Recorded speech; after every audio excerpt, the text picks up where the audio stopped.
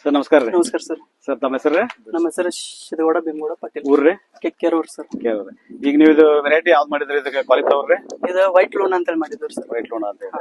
ಈಗ ನೀವು ಇದಕ್ಕಿಂತ ಮುಂಚೆ ಈಗ ಬೇರೆ ಬೇರೆ ಎಲ್ಲ ವೆರೈಟಿ ಮಾಡ್ತೀರಿ. ಈಗ ಇದಕ್ಕೆ ಹೋಲಿಸಿದ್ರೆ ಹೆಂಗ ಅನ್ಸುತ್ತೆ ನಿಮ್ಗೆ?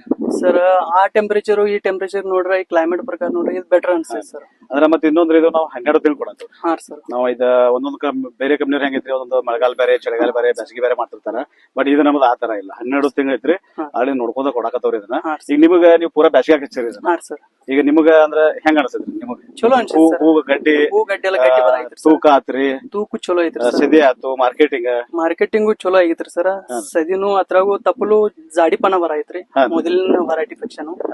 ಈಗಿನ ಇವು ವೆರೈಟಿ ಸ್ವಲ್ಪ ಜಾಡಿಪನ ಬರೈತಿ. ಅದ್ರ ಸ್ವಲ್ಪ ಫಂಗಸ್ ಅಟ್ಯಾಕ್ ಒಂದ್ ಸ್ವಲ್ಪ ಕಮ್ಮಿ ಐತ್ರಿ ಸರ್. ಕಮ್ಮಿ ಐತ್ರಿ.